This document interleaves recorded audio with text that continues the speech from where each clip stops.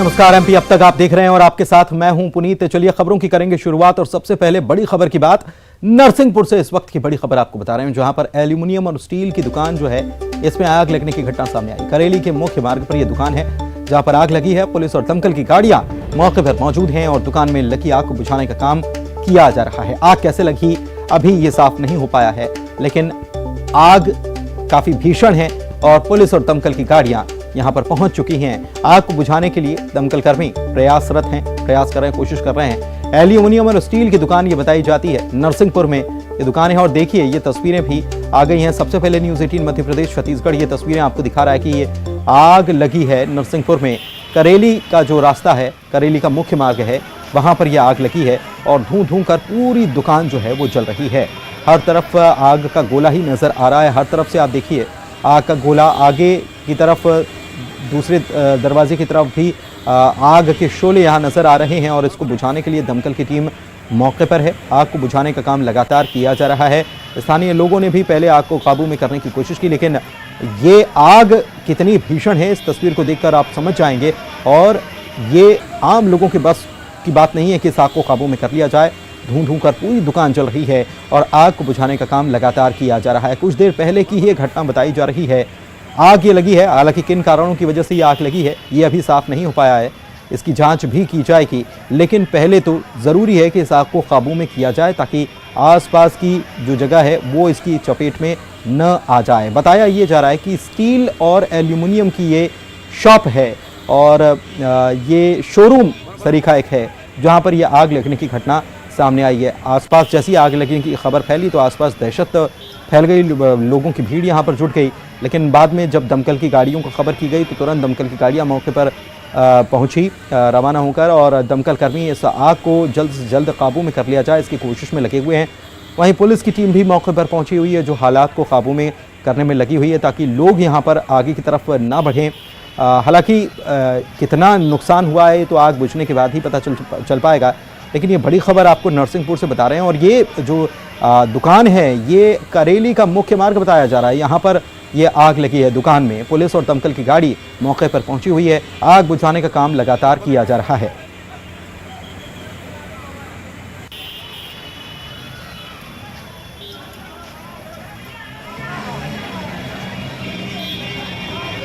आशीष जैन नरसिंहपुर से हमारे संवाददाता इस वक्त इस बड़ी खबर पर हमारे साथ फोन लाइन पर जुड़े हुए हैं।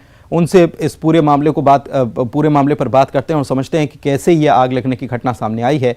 आशीष, क्या जानकारी इस आग लगने की घटना को लेकर? जी, अभी बताया जा रहा है, जो अंदाज लगाया जा रहा है वो ये है आशंका की कहीं शॉर्ट सर्किट से ये आग लगी होगी। और ये करेली का मेन बाजार है, मेन मार्केट है और पास में ही नगर पालिका है। इस लिहाज से पुलिस थाना करीब में है तो आसानी से सब लोग पहुंच गए। लेकिन जब तक आग भड़क पाती, ज्यादा आप जैसे विजुअल देख रहे हैं, इसी के बाद दमकल की गाड़ी ने पहुंच के आग पे काबू पाया है। पुलिस की टीम भी अभी वहीं पे है।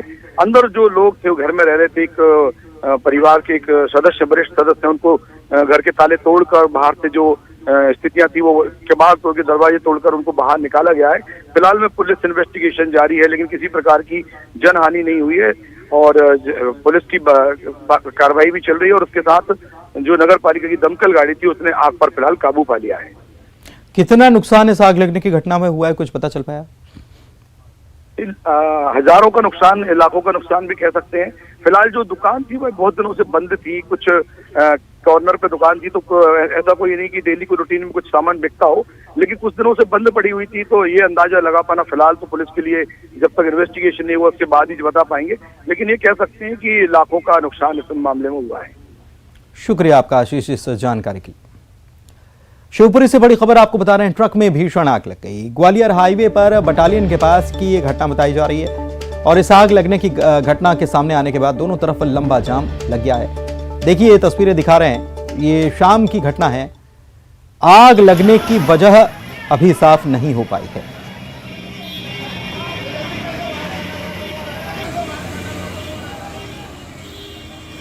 और ये दो तस्वीरें हम आपको दिखा रहे हैं। एक तरफ नरसिंहपुर में आग लगने की खबर हमने आपको दिखाई जिसमें स्टील और एल्यूमिनियम की ये शॉप बताई जाती है और जो सहयोगी बता रहे थे कि ये दुकान कुछ दिनों से बंद भी थी। दूसरी तरफ शिवपुरी में आग का गोला ये ट्रक बन गया। गुना से बड़ी खबर की बात करेंगे। सबसे बड़ी खबर है गुना से। नाबालिग से गैंगरेप के मामले में गिरफ्तारी हो गई है और गैंगरेप का छठा आरोपी भी गिरफ्तार हो गया है। एक आरोपी अब भी हालांकि पुलिस की गिरफ्त से बाहर चल रहा है। इस मामले में आपको बता दें कि जो 5 आरोपी हैं, इनके मकानों पर प्रशासन ने बुलडोजर चलाने की कार्रवाई को अंजाम दिया है। आज 2 लोगों के घरों पर बुलडोजर चलाकर उनको जमींदोज कर दिया गया। रविवार को भी 3 आरोपियों के घरों पर कार्रवाई हुई थी और चाचौड़ा थाना इलाके की यह घटना है जहां पर गैंगरेप की वारदात को अंजाम दिया गया था। नाबालिग बच्ची से दुष्कर्म की घिनौनी वारदात की गई थी और इसके बाद लोगों का आक्रोश भी काफी फूटा था और लोग जो हैं वो फांसी देने की मांग कर रहे थे। एक आरोपी अभी भी फरार बताया जा रहा है। 6 गिरफ्तार हो चुके हैं।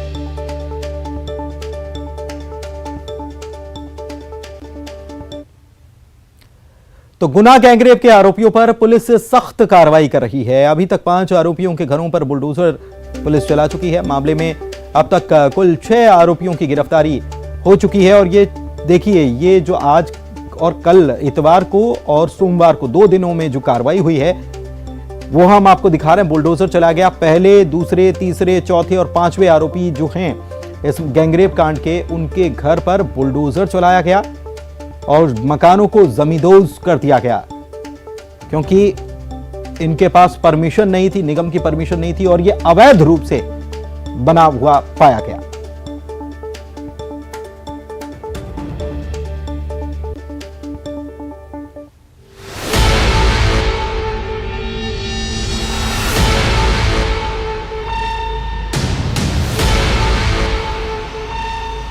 गुना के चाचौड़ा में गैंगरेप मामले में लोगों का आक्रोश बढ़ता ही जा रहा है और इस बढ़ते आक्रोश के बीच पुलिस और प्रशासन आरोपियों के खिलाफ लगातार कार्रवाई करने में जुटा हुआ है।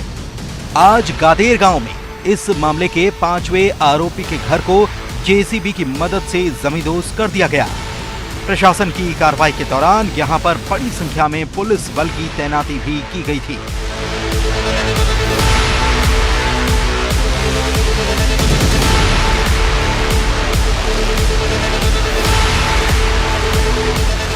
आपको बता दें कि रविवार को गैंगरेप के 4 आरोपियों के खिलाफ पुलिस और प्रशासन की तरफ से कार्रवाई की गई थी और आरोपियों के घरों को जमींदोज किया गया था।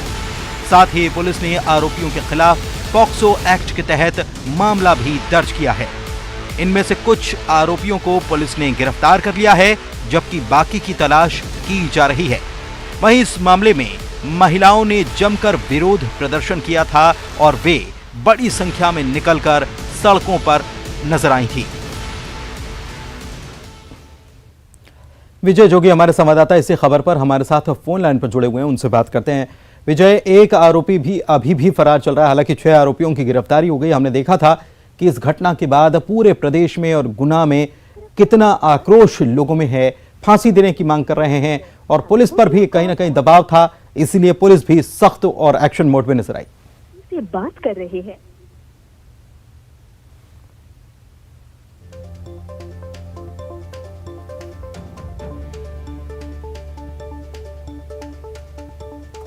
तो 5 आरोपियों के घरों को जमींदोज कर दिया गया। 6 आरोपी गिरफ्तार हो चुके हैं। एक आरोपी अभी भी फरार चल रहा है। 7 लोगों ने वारदात को अंजाम दिया था, घिनौनी वारदात को अंजाम दिया था। नाबालिग बच्ची के साथ यौन शोषण किया गया, सामूहिक रूप से दुष्कर्म की वारदात को अंजाम दिया गया, जिसके बाद लोगों का गुस्सा 7वें आसमान पर है और पूरे प्रदेश में इस घटना के बाद नाराजगी देखी जा रही है। खासतौर पर चाचौड़ा की बात की जाए तो वहां पर बड़ी संख्या में महिलाएं कल निकली थीं और जो इस मामले के आरोपी हैं जिन्होंने इस कृत्य को अंजाम दिया है, उनके खिलाफ कड़ी से कड़ी कार्रवाई की जाए, उनके मकानों को जमींदोज किया जाए, उनको फांसी की सजा दी जाए, ये मांग करते हुए लोग बड़ी संख्या में सड़कों पर निकले थे। और आज हमने देखा कि कल रविवार को 3 आरोपी जो हैं उनके घरों को जमींदोज कर दिया गया। परमिशन नहीं थी, अवैध रूप से बनाया गया था। तो 2 और आरोपी जो हैं उनके घरों को भी आज जमींदोज कर दिया गया। इस मामले में 6ठे आरोपी की गिरफ्तारी हो चुकी है जबकि एक अभी फरार चल रहा है जिसकी तलाश में पुलिस जुटी हुई है।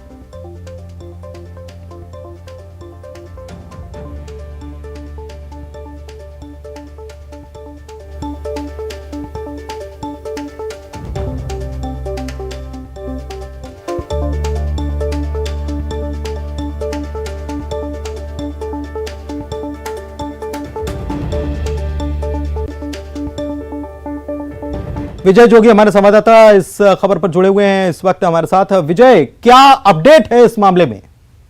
जी पुनीत, मैं बताना चाहूंगा कि अभी तक इस पूरे मामले में जो है छठा आरोपी जो है अभी कुछ देर पहले कोर्ट में पेश होने के लिए जा रहा था। उसी दौरान पुलिस ने उसको गिरफ्तार किया है और एक आरोपी और भी इसमें बताया जा रहा है जिसने अपना वीडियो जो है सोशल मीडिया पर जारी किया है, जिसमें वो कह रहा है कि मैं आरोपी नहीं हूँ और मेरे मकान को न ढाया जाए। लेकिन ये सारी जो है कार्रवाई से डरकर आरोपी अपने वीडियो जारी कर रहे हैं और प्रशासन को कह रहे हैं कि हमारा मकान न ढहा जाए। कहीं ना कहीं बड़ी वारदात जो है आरोपियों ने इस पूरे मामले में जो है दी है और अब जो है न्याय की गुहार लगा रहे हैं आरोपी और खुद अपने वीडियो जारी करके सोशल मीडिया पर इस तरह की बातें कह रहे हैं। लेकिन कहीं ना कहीं प्रशासन ने अपना काम किया है। मामा शिवराज सिंह चौहान का बुलडोजर जो है काम कर गया है इस बार और इस पूरे मामले में अभी तक करीबन 6 आरोपियों को पुलिस ने गिरफ्तार किया है और एक आरोपी अभी भी जो है इस पूरे मामले में फरार बताया जा रहा है, जिसका नाम सुमित मीना बताया जा रहा है और जिसकी खोज में करीबन 3 पुलिस की टीमें लगी हुई हैं। जी सुमित। चलिए, बहुत शुक्रिया आपका विजय इस तमाम जानकारी के लिए। लेकिन अगर कोई दोषी नहीं है तो फिर आए कानून के सामने सरेंडर करें, पुलिस के सामने सरेंडर करें, पुलिस अपना काम करेगी। अगर गलती नहीं है तो फिर सजा भी नहीं दी जाएगी। लेकिन वीडियो जारी करने से तो ये पता चलता है कि कहीं ना कहीं कानून की तरफ से जो कार्रवाई की जा रही है उसका डर इनमें बैठ गया है। लौह पुरुष सरदार वल्लभ भाई पटेल की जयंती पर राजधानी भोपाल में कार्यक्रम का आयोजन किया गया। इस कार्यक्रम में राज्यपाल मंगू भाई पटेल और सीएम शिवराज सिंह चौहान समेत कई नेता अधिकारी शामिल हुए। सीएम ने लौह पुरुष सरदार वल्लभ भाई पटेल को नमन किया और उनके द्वारा किए गए कामों को याद किया गया। सीएम ने कहा है कि अगर सरदार पटेल ना होते तो कश्मीर भारत का नहीं होता। साथ ही उन्होंने कहा यह देश का दुर्भाग्य है कि सरदार पटेल को लंबे समय तक याद नहीं किया गया।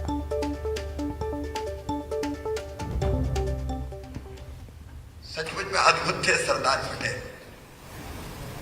है समय नदी की धार के जिसमें सब बह जाया करते हैं, लेकिन कुछ ऐसे होते हैं इतिहास बनाया करते हैं। जब भारत माता के पैरों में स्वतंत्रता की बेड़ियां पड़ी हुई थी तब आजादी के लिए जूझे महात्मा गांधी जी के नेतृत्व में। पर अन्याय कहीं भी हुआ सरदार पटेल उसके खिलाफ जाके डट गए। सरदार वल्लभ भाई पटेल गृह मंत्री थे, उनके जिम्मे यह काम आया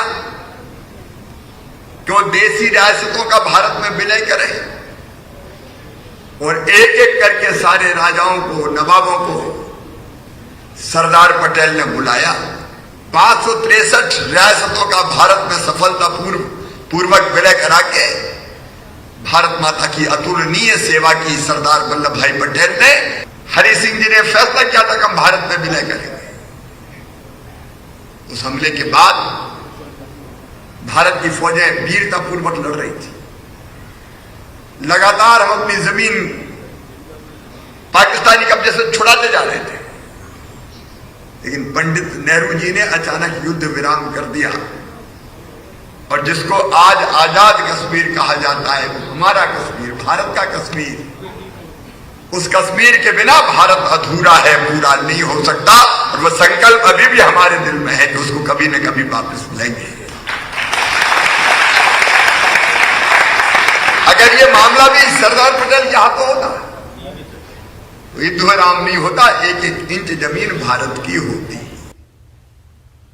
केरल के कोल्लम में माता अमृतानंदमयी देवी आश्रम में आयोजित कार्यक्रम में मुख्यमंत्री शिवराज सिंह चौहान शामिल हुए। एक रिपोर्ट दिखाते हैं। कोल्लम में माता अमृतानंदमयी देवी आश्रम में आयोजित कार्यक्रम में सीएम शिवराज सिंह चौहान शामिल हुए। इस मौके पर सीएम ने कहा है कि अम्मा प्रेम, दया और करुणा की मूर्ति हैं। वे सचमुच में अमृत हैं जो लोगों को नया जीवन दे रही हैं।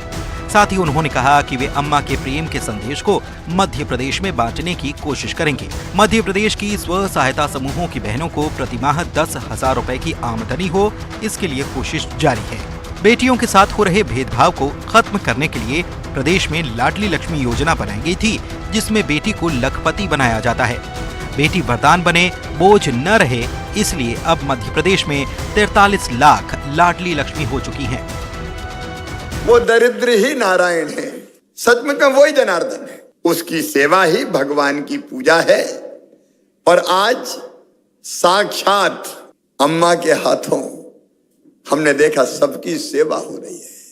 मेरी वो बहनें जिन्हें अपने परिवार खो दिए, अपने पति खो दिए, उनकी सेवा के लिए अम्मा के हाथ आगे बढ़े और न केवल सहायता की, हर एक बहन को अपने सीने से लगा के, गले से लगा के उनके दुखों को पीती है हमारी अम्मा। अम्मा के आश्रम में सीएम शिवराज सिंह चौहान और उनकी पत्नी साधना सिंह ने हथिनी लक्ष्मी को अपने हाथों से सेब, केले और तरबूज खिलाए। इस मौके पर लक्ष्मी को सजाया गया था जो काफी आकर्षक लग रही थी। सीएम ने आश्रम में पौधारोपण भी किया और गौशाला को भी देखा। गायों के नाम जानते हुए उन्हें भी केले और अन्न खिलाया गया।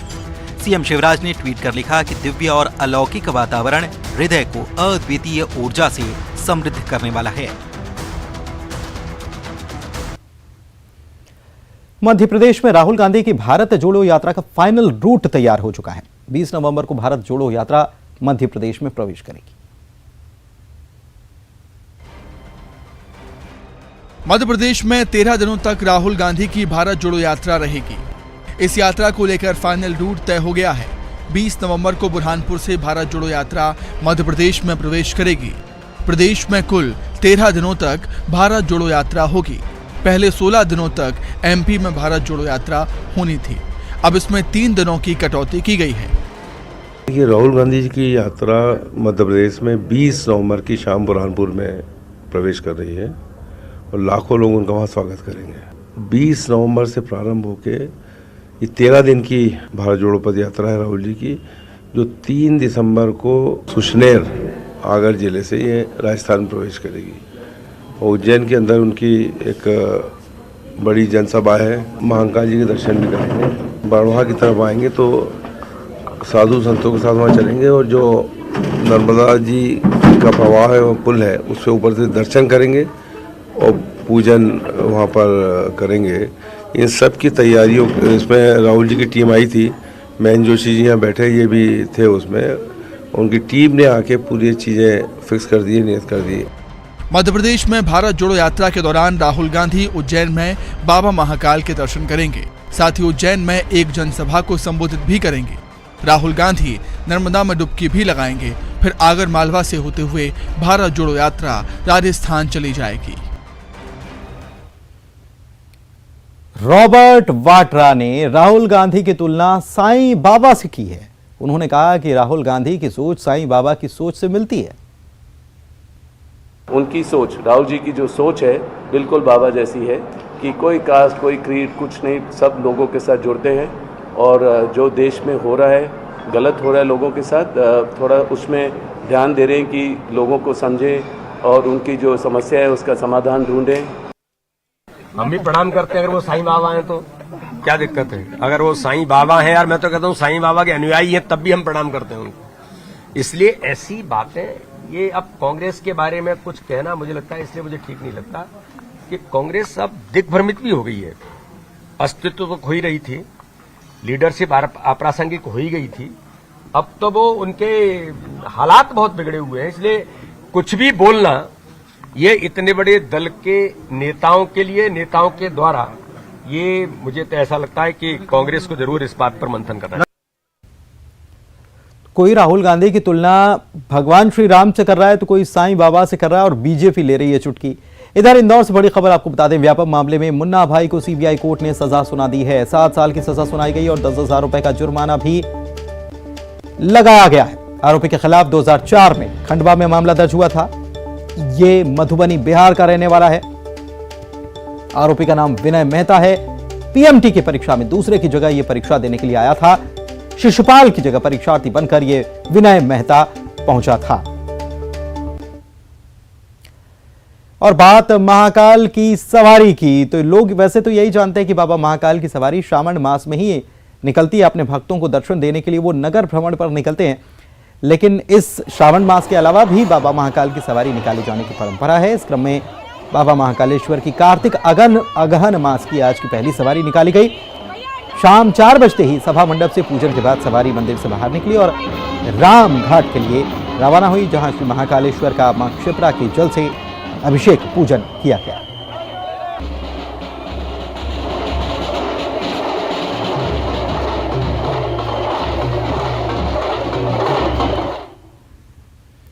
और आइए अब देखते